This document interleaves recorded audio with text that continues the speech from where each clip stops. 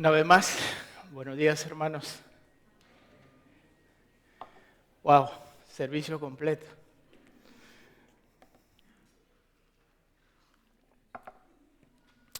Bien, una vez más reitero el saludo que traemos desde los hermanos en Medellín. Estuvimos ahí con lo que realmente hacemos allá. Me gustaría que se replicara aquí en medio de la congregación. Y vamos a ver un pequeño fragmento, como unos 10 minutos al final. Espero que no se vayan porque es muy importante. Sobre todo ustedes como padres. Hemos hecho ya el segundo viaje para una capacitación que el objetivo es capacitar a los trabajadores del albergue. Y bueno, yo siendo padre muy imperfecto, necesito capacitarme más y me para desafiando. Vuelvo muy desafiado y aprecio mucho más la labor de mi esposa al volver de estos entrenamientos. ¿Cuánto me gustaría que todos puedan tener una capacitación como ella? Van a ver una pizca de ello al final que ha sido traducido, no porque ustedes no entiendan el español, sino a beneficio de aquellos que eran nuestros instructores, que ellos sí no hablan el castellano. Y al final lo vamos a ver, así que no se vayan, pueden esperar un poquito. Bueno, alguien dirá, pero tú predicas largo, ¿cierto? Vamos a ver, ahí voy a tratar de embalarme aquí. Así que pueden sintonizarse y podemos esperar un poquito. Bueno, esta mañana nos compete el tema de la familia y la tecnología. Y mientras estuvimos en Colombia, hicieron algo que yo realmente no me gustó lo que ocurrió, porque por primera vez he cruzado fronteras en diferentes lugares y esto fue la primera vez que sacaron fotos de mis ojos, y no solamente el mío, sino también de nuestro hermano Jorge y de Wendy como de Damaris. Debido a que ellos estaban utilizando otro tipo de documento, se fueron por el sistema antiguo. Y en esta ocasión nos hicieron posicionarnos al frente y tomaron fotos de nuestros ojos. Y entre mí dije, ¿y ahora qué van a hacer con esa información? Y creo que nuestro hermano Jorge estuvo aún hasta más frustrado por lo que habían hecho. Pero por lo menos le sellaron su pasaporte, dice él. Bueno, al estar en Colombia, saben que Colombia está a más de 2.000 kilómetros de distancia. ¿Okay? Sin embargo, en menos de 3 horas estuvimos ya allí. Es increíble cómo el mundo se ha reducido en estos tiempos. Algo que tomaba meses, semanas o días, ahora en menos de 3 horas tú puedes surcar los Andes y llegar a un lugar, bueno, lejanamente distante, porque sí son muchísimos miles de kilómetros. Sin embargo, en menos de 3 horas tú ya estás allí. Y lo interesante es que aún al estar lejos, todavía sientes la cercanía del hogar. Mientras estuve allí, pude ver que a nuestra mascotita que le habían amputado la patita, ya se recuperó. Bueno, no le voy a decir qué ha ocurrido con la mascotita, pero ahora sigue corriendo en su ruedita. Es un hámster que nos ha, bueno, nuestra hijita se ganó un premio y pudo hacerse este tratamiento. Bueno, como padre muchas veces práctico digo, no porque cuesta. Bueno, ella decidió utilizar sus recursos y salvamos a esta mascotita. Y puede estar en un momento tan trascendental para nosotros como familia, porque algunos dicen que es una rata. Me gusta esta ratita. Me he llegado a encariñar con esta mascotita, aparte de los otros 4 o 3 animales que tenemos. Entonces, y me sentí, a pesar de estar lejos, me sentí muy cerca de mi familia, muy cerca de mi familia. Y bueno, y al mismo tiempo, con las responsabilidades que tenemos en el albergue, y son responsabilidades significativas. Significa pagar a los trabajadores, pagar las cuentas, porque como saben, hemos escuchado una prédica de no ser deudores de nadie. Sobre todo si somos una institución, pues dije, tengo que estar al tope con mis responsabilidades. Y al estar a miles de kilómetros, todavía pude cumplir con esas responsabilidades. ¿Y todo debido a qué? Mientras contemplaba ello, noté también el peligro. Algo latente salió en la pantalla mientras hacía contacto, mientras asumía mis responsabilidades. Algo parpadeaba allí en el fondo. Me hizo recordar de algo que ocurrió con este esposo que vivía en Alaska. Y saben ustedes, ahí el clima es demasiado frío y las noches largas. Este esposo decidió salir de Alaska mientras su esposa se había ido en un viaje de negocios. Y su deseo era irse a un lugar más caluroso, más veraniego, más paradisiaco como Cancún. Entonces sale y su esposa no lo sabía porque se había un viaje largo de negocios. Y él decide así repentinamente dejar el frío crudo de Alaska y se va a las paradisíacas playas de Cancún. Y al llegar allá, dice, mejor le mando un mensaje de texto a mi esposa. Y efectivamente, le manda el mensaje de texto y lamentablemente se equivoca con un dígito. Su número tenía 9 números, pero en el último dígito se maló. Es como mi esposa y yo. Si tú marcas el 6, en el último dígito va a llegar a mí. Si le marcas el 8, va a llegar a mi esposa. Pero el resto son los mismos números. En este caso, manda el mensaje de texto supuestamente a su esposa y termina en las manos de una ancianita cuyo esposo acababa de morir y su esposo era pastor. Bueno, el mensaje de texto leía más o menos de la siguiente manera. El esposo, como pastor, había muerto el día anterior. Y la viejita recibe el mensaje de texto. Y el mensaje de texto decía, querida esposa, quiero decirte que he llegado bien. Y se quedó pasmada la anciana. Se quedó completamente pasmada. Sin embargo, no culminó el mensaje de texto ahí. Luego decía, estoy ansioso que vengas a acompañarme aquí. Y con ello la viejita tuvo un ataque cardíaco y murió. Pero la parte final es más interesante, porque en la postdata el esposo dijo lo siguiente, de verdad hace mucho calor aquí. La tecnología te da muchísimos beneficios. Te hace sentir cercano, te hace sentir responsable, pero también puede ser muy peligroso. Y no necesariamente con el peligro que les acabo de mencionar. ¿Se acuerdan ese punto que parpadeaba cuando estaba allí haciendo mis responsabilidades? Y parpadeaba de una manera pecaminosa, con palabras sugerentes y a veces repetidas veces con cierto. Y alguien dirá, ¿cómo será el algoritmo del hermano? Ya vamos a hablar del algoritmo después. Pero a veces no es necesariamente un seguimiento, sino aleatoriamente pueden salir cosas. Y eso está allí, el peligro latente de la tecnología. Y cuando miraba ese parpadeo, me acordé de mi parienta, me acordé de mi prima, de mi hermana más bien diría yo así. Porque fíjense lo que se me vino a la mente lo que ocurrió cuando era pequeño. Porque ¿qué pasó?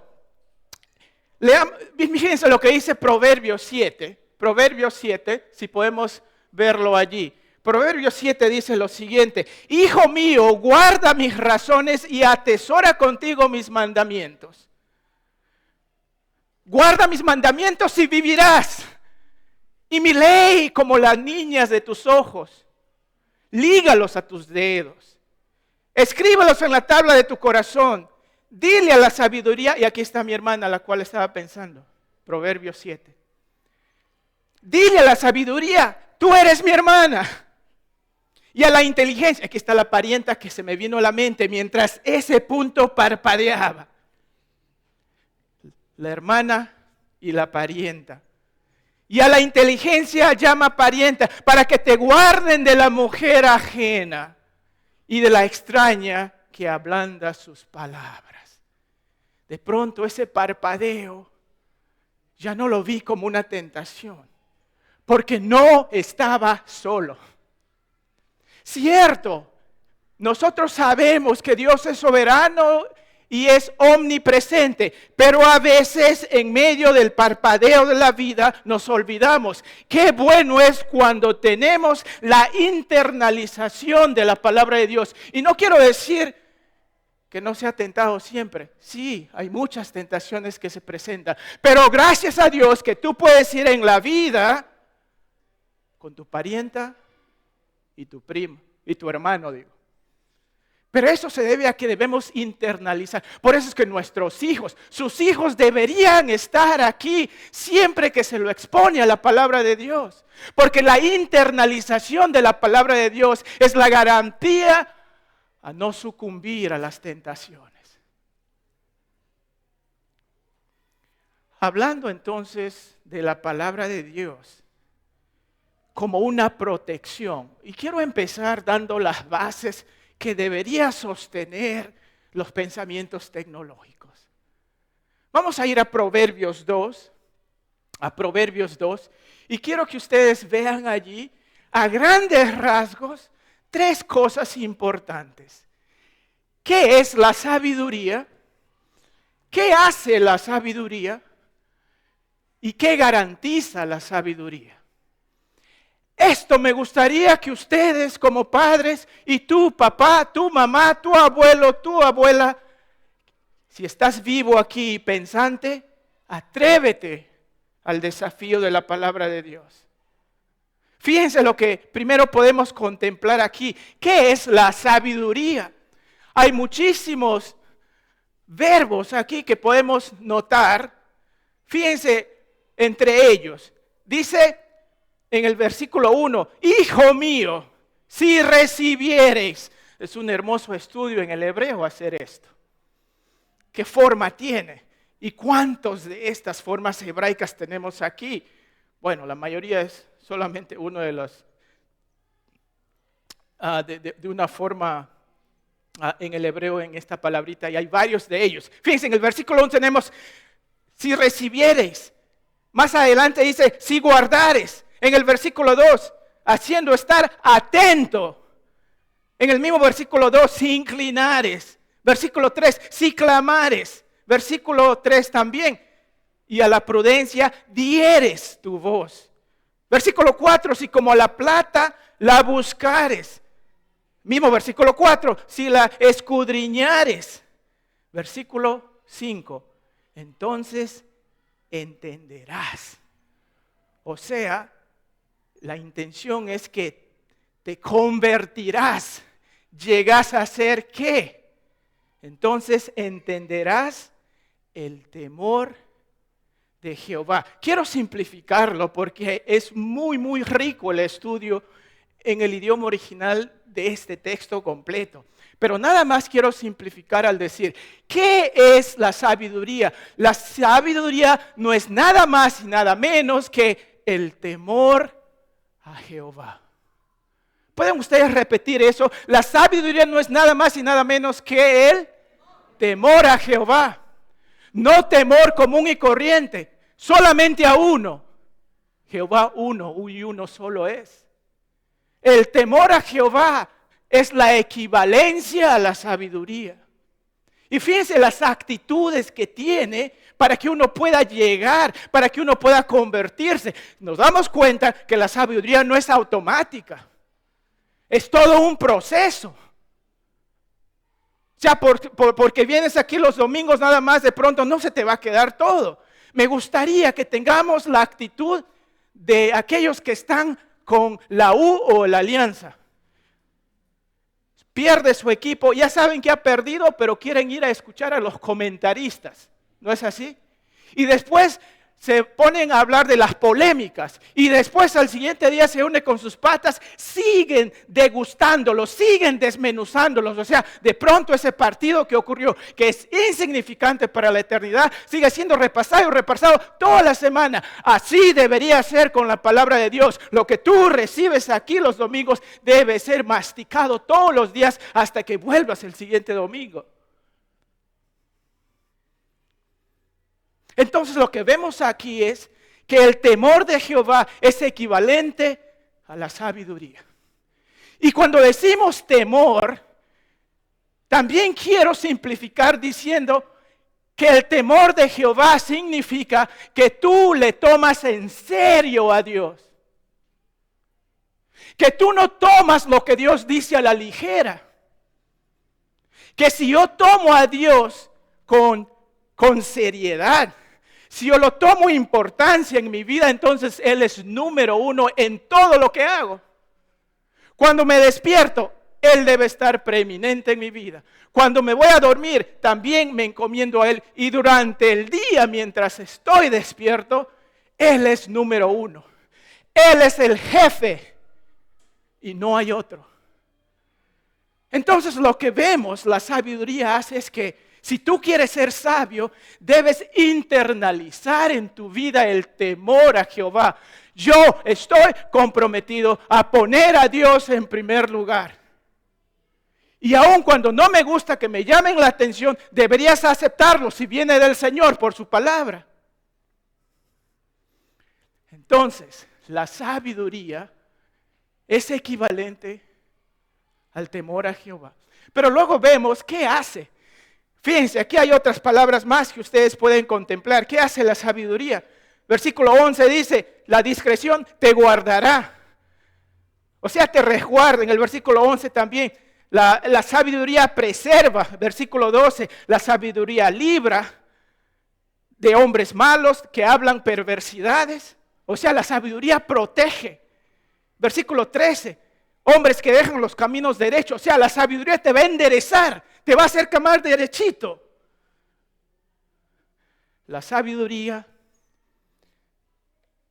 versículo 14, te hace reflexionar. ¿Por qué? Porque dice que se alegran haciendo el mal. Si tú no temes a Dios, no vas a poder reflexionar. Ni te va a importar quizá el hacer el bien.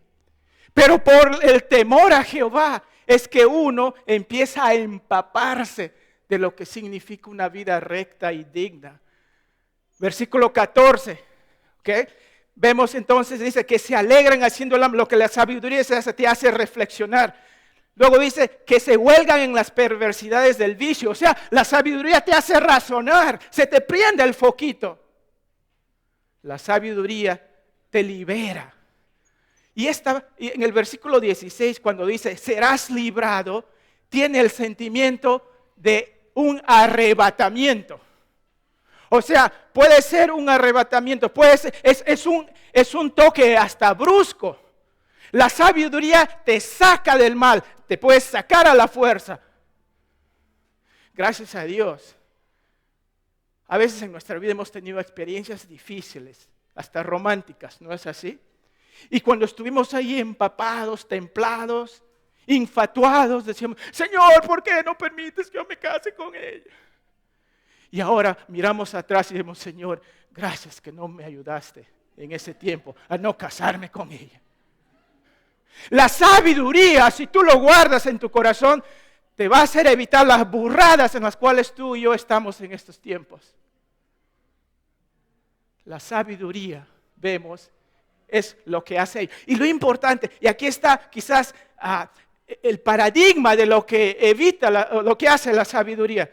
Fíjense, cuando dice en el versículo 16 también, serás librado, o sea, te arrebata, ya sea de buena o de mala manera. O sea, te jala, te empuja, te rescata, te defiende. ¿De quién? De la mujer extraña. Eso es el prototipo del mal. Y ahí estaba ese punto parpadeando. Seguro que me iba a llevar a algo como aquí dice. Pero gracias a Dios, cuando tú internalizas la palabra de Dios, es para tu bien. Es para protegerte, es para proteger a tu esposa, es para proteger a tus hijos, es para proteger a tu descendencia. Debemos agradecer al Señor que es una palabra viva que se manifiesta en nuestro corazón. Y algunos jóvenes ahí se ponen a dormir. Prefiero la física, la química y no sé qué más. Pero eso se va a acabar. Es bueno, pero se acaba cuando tú mezclas la física, la química y no sé qué más. Con el temor a Dios, ahí es donde encuentras una propiedad positiva a la vida de las cosas. ¿Qué garantiza? Fíjense cómo culmina. ¿Qué garantiza la sabiduría? Dice, si andaras por el camino de los buenos y seguirás las veredas de los justos, porque los rectos habitarán la tierra y los perfectos permanecerán en ella.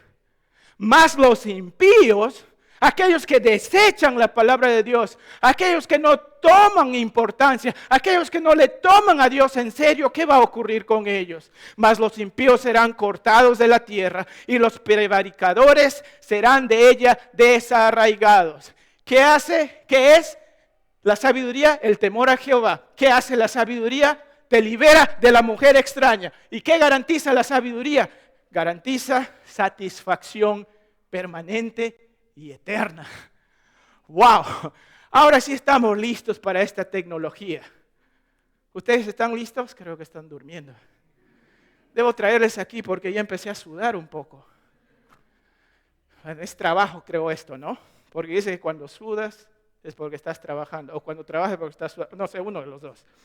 El temor a Dios es la verdadera sabiduría. La verdadera sabiduría, o sea, el temor a Dios debe dictar cada movimiento de mi vida. El temor a Dios es el filtro de la vida. El temor a Dios es la gafa universal. El temor a Dios debe ser el aire que respiro, la comida más de 3 veces que necesito día a día. Bueno, algunos necesitamos hacer dieta. Y yo quiero decirles, contrastando ahora la sabiduría de Dios con la tecnología, quiero decirles lo siguiente. En cuanto a la tecnología, quiero decirles que la tecnología es lo opuesto. Y ahora, con ello no quiero desacreditar que hay bondades en la tecnología, pero debemos nosotros observar todas las cosas por el filtro de la palabra de Dios. Y quiero decirte lo siguiente, que la tecnología es el glorificado conocimiento del hombre. Escúchame bien, lo estoy pensando esto bastante.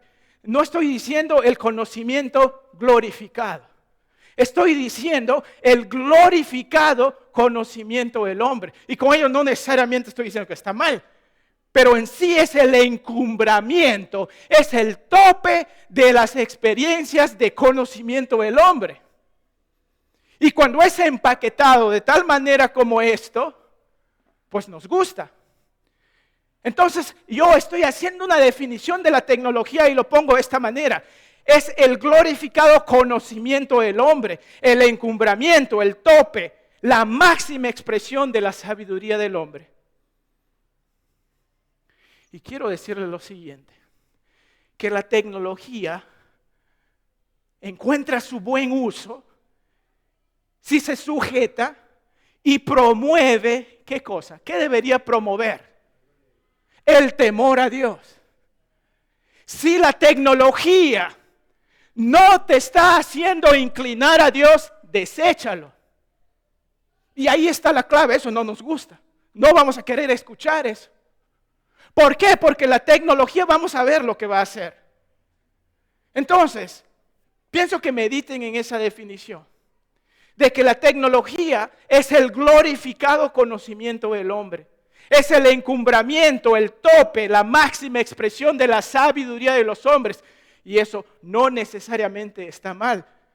Nosotros debemos darle el enfoque y saber filtrar de que si la tecnología no te está llevando al temor a Dios, más que seguro te va a alejar de Dios.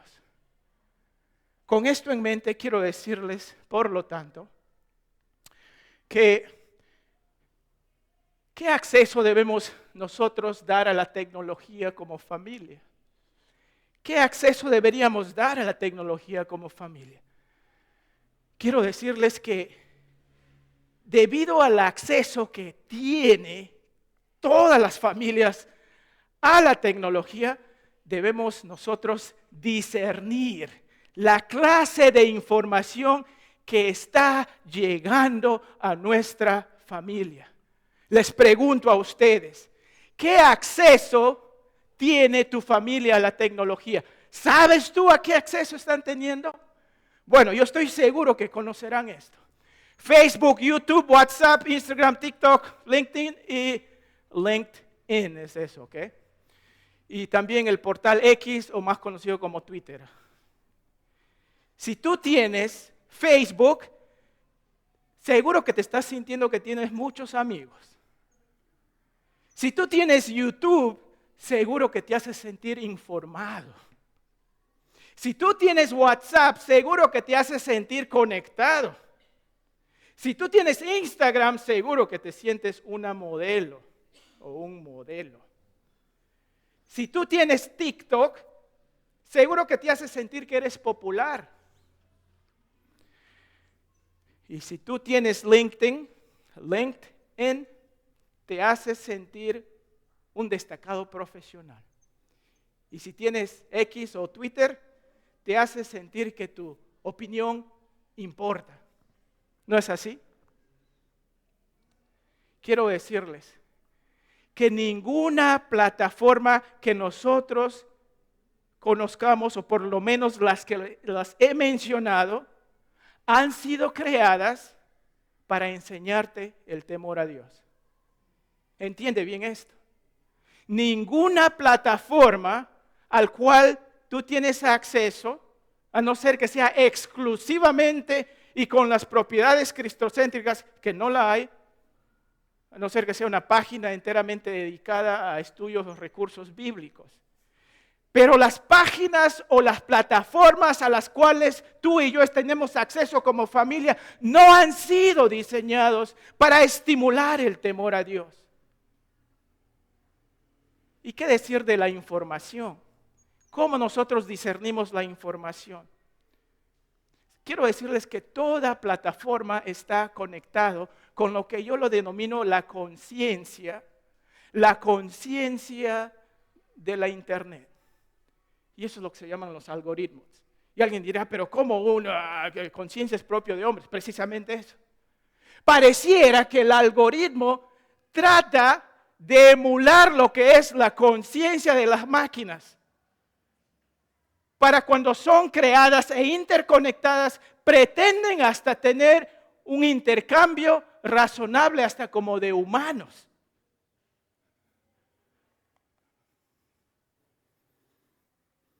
¿Cómo me llamo? Just to confirm, you'd like to call Mama de Luciana mobile.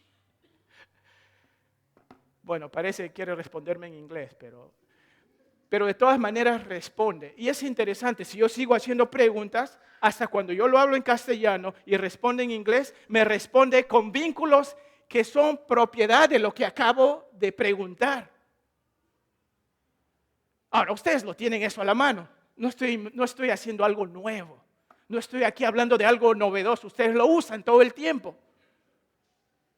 El interactuar con estos equipos se está tornando en algo normal y hasta lo estamos considerando hasta necesario. Necesario para todo tiempo y puede tener algo de razón allí. La información siempre está conectado con un algoritmo. Y digo que es la conciencia de la Internet, ¿por qué? Porque el algoritmo lo que hace es tratar de predecir lo que la persona quiere, lo que la persona necesita, lo que la persona busca. Y los algoritmos están creándose por doquier y están aumentando en su potencia. Y tenemos en nuestra casa, en cuanto a la manera de procesar estos algoritmos por medio de los equipos, el teléfono celular, la tableta personal, la computadora portátil, la consola de juegos, el reloj inteligente. Y hay algunos de nosotros que tenemos todos estos equipos para mí nada más. El teléfono celular. ¿Cuándo debería darle a mi hijo? ¿Y qué capacidad debería tener esa máquina? ¿Debería ser un celular inteligente? Bueno, si quieres que tu hijo se haga más burro, déjalo que sea la máquina lo inteligente. A veces siempre digo de esa manera, para exagerar lo que significa, porque eso es lo que la exageración del uso de tantos equipos. Fíjense, puede haber un niño o una niña que tiene celular, que tiene tableta personal, que tiene su computadora portátil, que tiene su consola de juegos, que tiene su reloj inteligente. Nunca está desconectada o desconectado de la tecnología. Y quiero decir lo siguiente, cuantos más equipos están a la disposición de la persona, mayores las fuentes de exposición diseñada por gente que no ha buscado alimentarte en el temor a Dios. En otras palabras, vas a estar inculcado a alejarte de Dios por tu celular, por tu tableta, por tu computadora portátil, por tu consola y por todos los equipos tecnológicos. Y algunos hasta le hemos concedido todos esos accesos a nuestros hijos. Quiero decirles, mis amados hermanos, que si la tecnología no nos está llevando a incrementar en nuestro temor a Dios, es tiempo de ponerle pare. Vamos a la siguiente pregunta. El acceso que debemos dar a la tecnología tiene que ver con el discernimiento. Esta pregunta tiene que ver con, veamos, dice, ¿cuánto tiempo damos a la tecnología como familia? Esto tiene que ver con la dosificación de la información. Ustedes han escuchado a alguien decir, wow, eso es demasiada información. O eso es para mayores de edad. O eso es solo para adultos. Y cuando dicen solo para adultos, más que seguro es porque te están metiendo, te están inyectando cosas que ni siquiera tú deberías ver como adulto. ¿Saben cuál es la categorización de la televisión en el Perú? Solamente hay 3 categorías por lo que he rebuscado. APT, más 14 y más 18. Esas son las 3 categorías para considerar la clasificación de información que se da por medio de la televisión. Apta para todos, mayores de 14 y mayores de 18. En Sudáfrica, miren lo que tienen.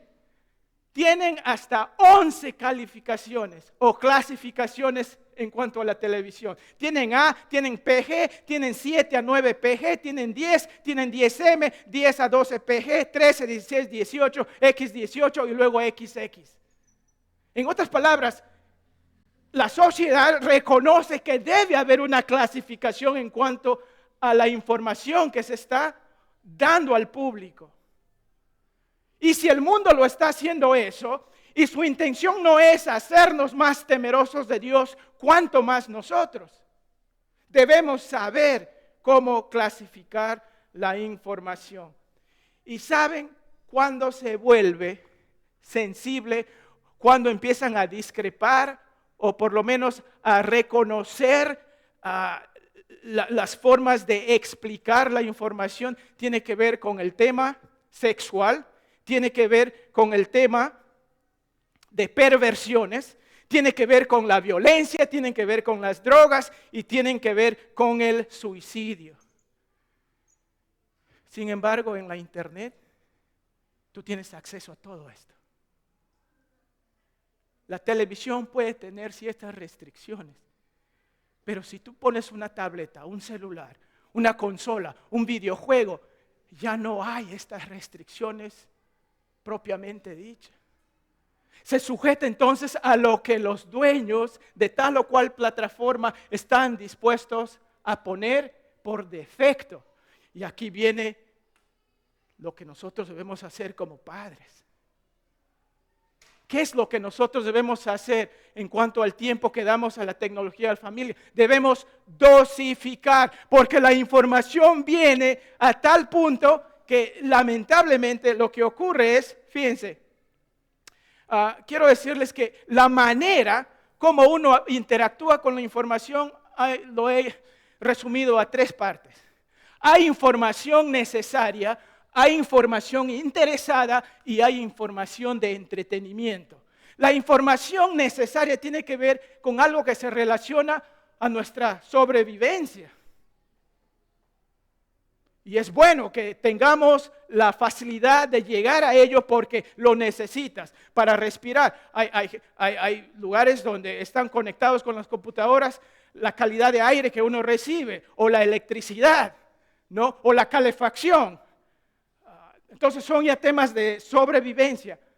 Y luego llega el tema de información interesada. La información interesada ya tiene que ver con lo que los estudiantes hacen. Porque eso ya no es necesidad de sobrevivencia, aunque si tú no estudias, de repente tu mamá te va a decir, sí, es tu sobrevivencia. Pero ya no es necesario realmente hacer esa búsqueda, pero ya son intereses y son intereses muy importantes.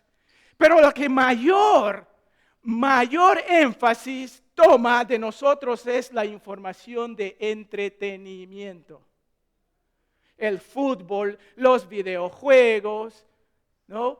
Las películas, la música, eso no es hasta de interés necesario, no es de necesidad, no es de sobrevivencia, pero es lo que ocupa el mayor tiempo de nosotros. Dice que 6 horas y 40 minutos es lo que una persona que tiene acceso al internet en el mundo ocupa para consumirlo. En otras palabras, 1/4 del día está siendo usado por consumidores de la internet. 1/4 del día, 6 horas y 40 minutos, casi 7 horas dedica el promedio de un consumidor de internet en el mundo. Y saben que 97 de cada 100, esto es un promedio en el mundo, 97 de cada 100 personas tienen acceso a la internet por el celular. De hecho, no vas a dormir con tu laptop o con tu consola, ¿no? Pero sí puedes dormir con tu celular. Y yo mismo lo he hecho. Y cuando llega el anuncio de parte de David Alba, a las 5 de la mañana, me despierta, bueno, se prende una lucecita ahí. Bueno, no lo ha hecho todavía, ¿dónde está David? Tenemos y no queremos soltarlo. Hemos creado hasta cierto tipo de adicción a la tecnología. Eres un adicto a la tecnología. Aún el tema esto de adicción a la tecnología no ha sido definido. Están en eso, pero hay características para describirte si eres o no una adicta o un adicto a la tecnología. Permaneces en línea más tiempo de lo previsto. Escuchas a otras personas en tu vida quejarse de cuánto tiempo pasas en línea. Dices o piensas, solo unos minutos más cuando estás en línea. Intentas y no logras reducir el tiempo que pasas en línea. Ocultas cuánto tiempo has estado en línea. Si todo esto es respondido con un sí, seguro que eres un adicto o una adicta a la internet. Quiero considerar una última pregunta. Y esto tiene que ver, ¿para qué permitimos la tecnología en la familia? ¿Para qué y por qué permitimos la tecnología en la familia? Quiero decirle, mis hermanos, en base a Proverbios 2, que debemos solo permitir la tecnología en la familia con tal que sea para santificarnos más y para dar gloria a Dios. ¿Están de acuerdo con ello? De hecho, si yo encuentro recursos que me hacen más eficiente, y el cristiano está todo para ser eficiente, hacer buenas tareas, hacer buenas presentaciones, estar a la orden en todo. Y eso es parte de nuestra santificación. El cristiano no está llamado a ser un mediocre. No deberíamos ser mediocres. Dice Pablo que llevamos este tesoro en vasijas de barro.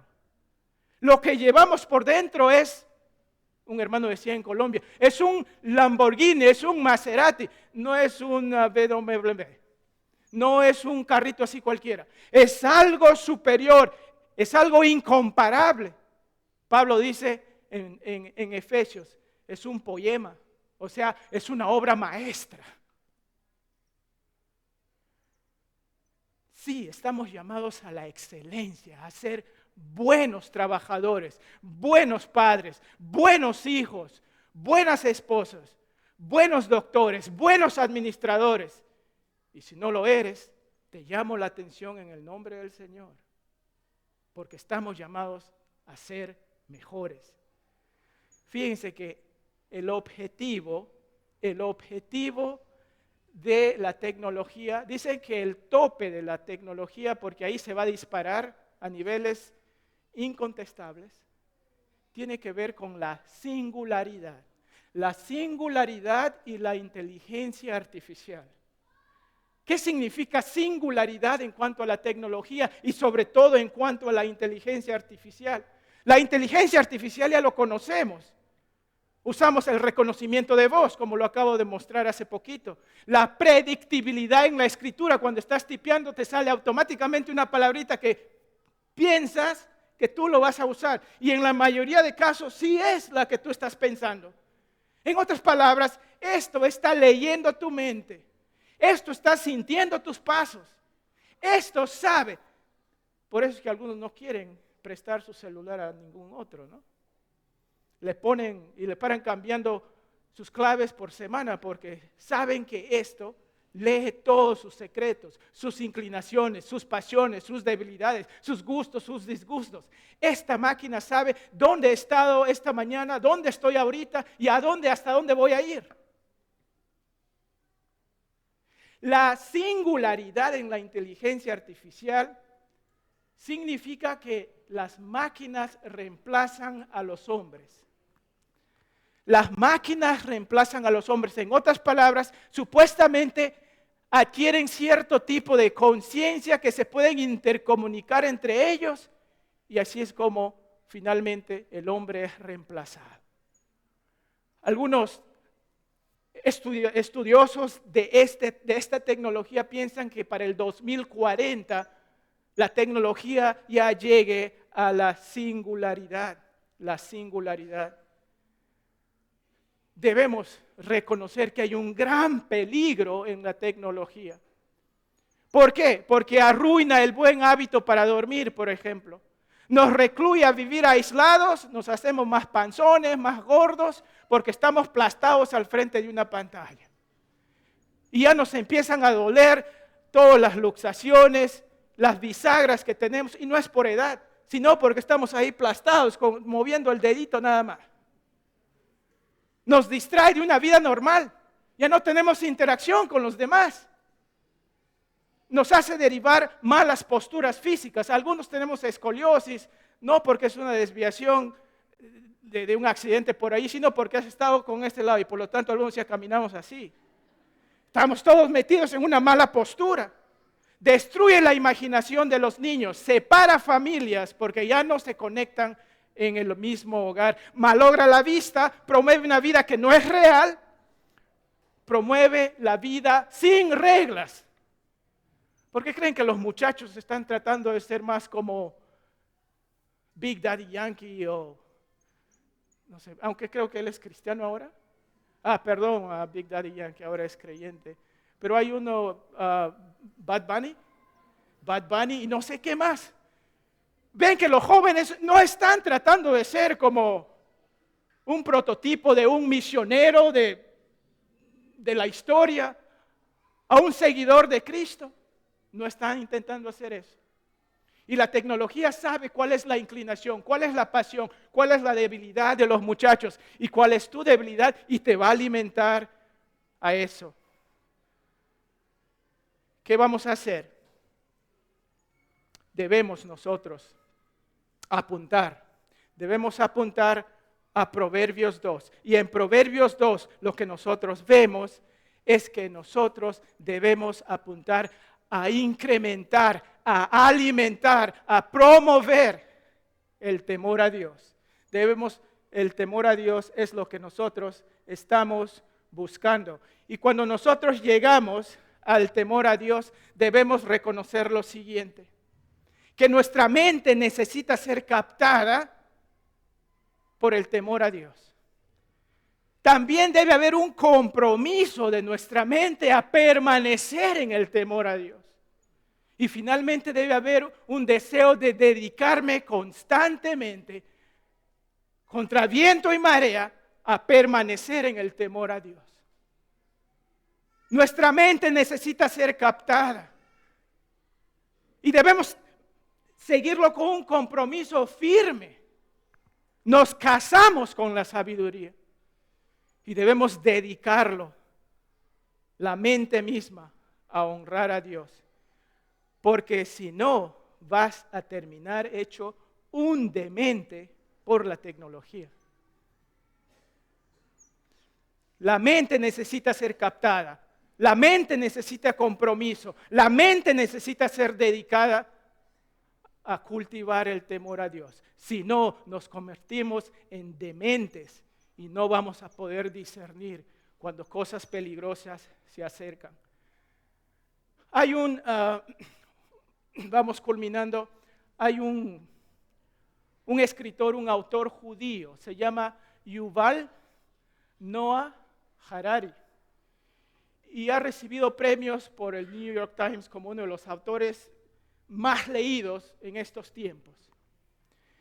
Y este señor es, bueno, aparte que es muy polémico, no es abiertamente homosexual, casado con un hombre, pero sus escritos son consumidos por la gente que está sumido en la tecnología. Y ustedes deberían saber quién es. Porque él está usando precisamente información de la tecnología para pronosticar lo que va a ocurrir. Y nuestro hermano, John Lennox, hizo un análisis de sus proposiciones. El último libro de Yuval Noah Harari se llama el Homo Deus.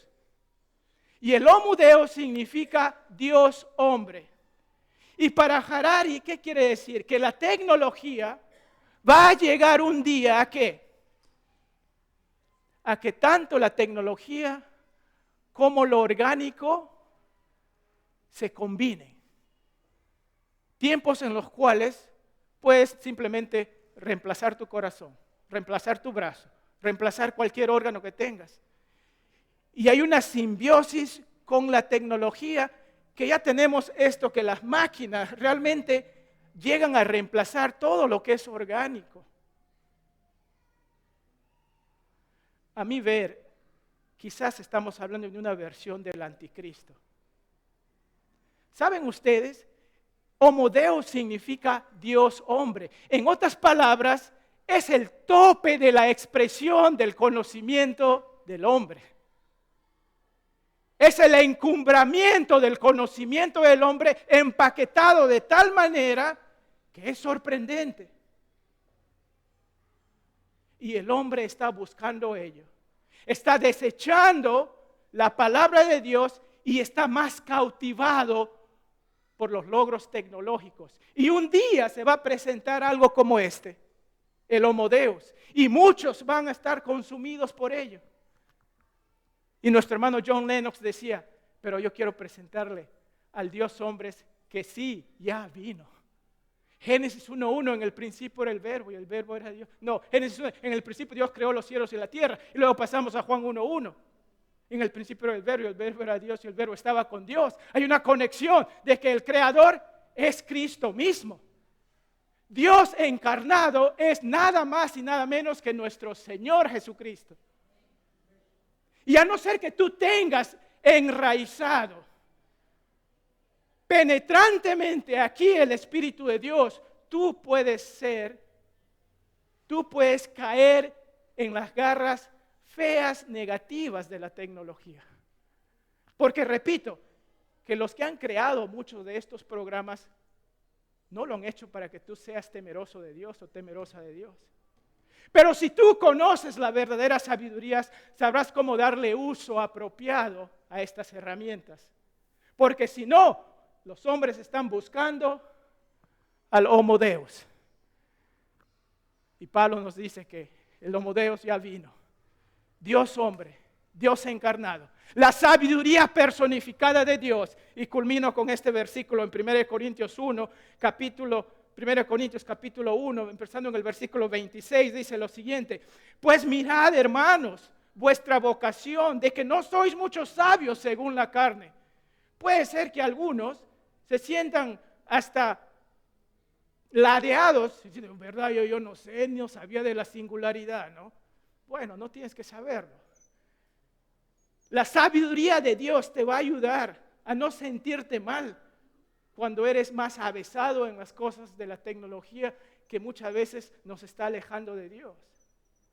Fíjense lo que dice Pablo, pues mirad, hermanos, vuestra vocación, que no sois muchos sabios según la carne, ni muchos poderosos, ni muchos nobles, sino que lo necio del mundo escogió Dios para avergonzar a los sabios, y lo débil del mundo escogió Dios para avergonzar lo fuerte, y lo vil del mundo y lo menospreciado escogió Dios, y lo que no es, para deshacer lo que es. Versículo 29, a fin de que nadie se jacte en su presencia, mas por Él estáis vosotros en Cristo Jesús, el cual nos ha sido hecho por Dios sabiduría, justificación, santificación, redención. Esos son conceptos eternos.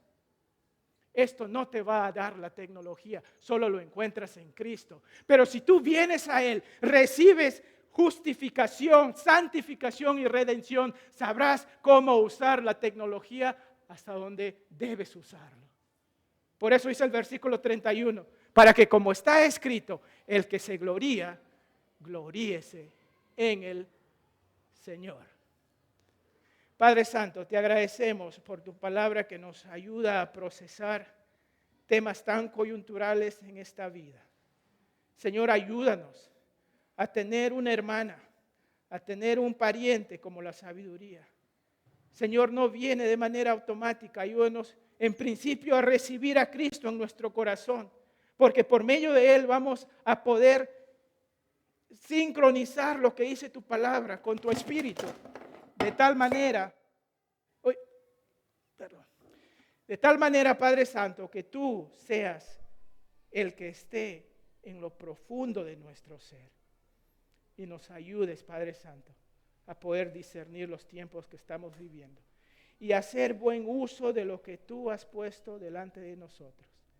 Gracias, Padre, por este tiempo. Gracias por tu palabra. En Cristo Jesús oramos. Amén. Gracias.